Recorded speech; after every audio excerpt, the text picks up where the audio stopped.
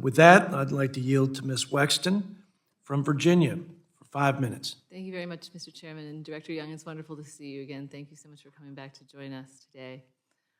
Before I start with my questions, I do want to comment a little bit about the comments of the gentleman from Utah about waste, fraud, and abuse, the three sisters. I agree that we need to get rid of waste, fraud, and abuse, and especially waste. But the issue that we're seeing with waste is that one person's waste is another person's valuable program.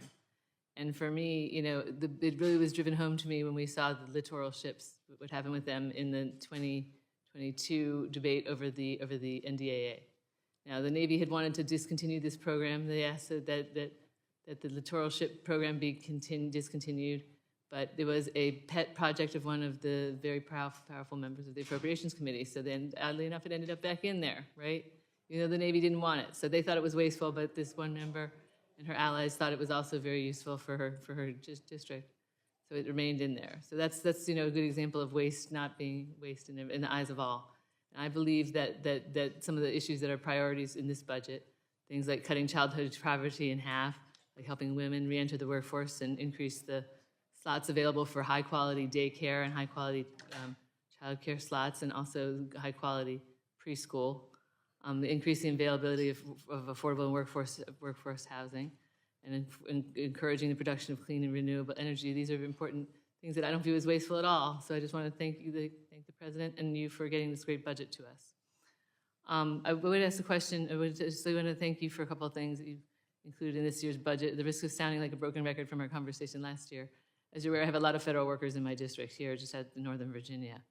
I do want to thank you. Every year I turn right to the employee compensation part of the budget.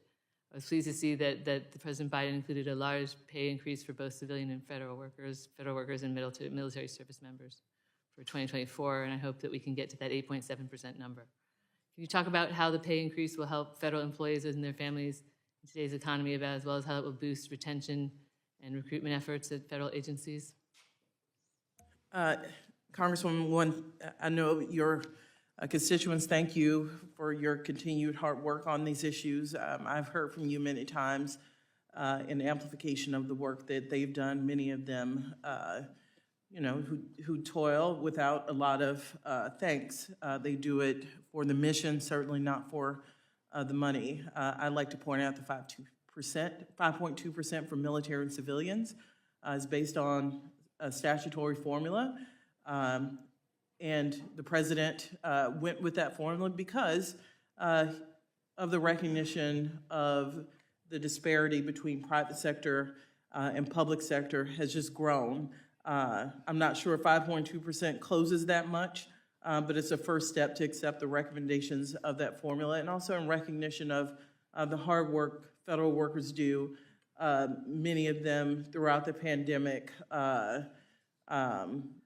worked in our veterans hospitals, on the border, and all of them, including the men and women at my agency, just worked hours beyond regular hours to make sure that all of their agency's talent was brought to bear during this pandemic.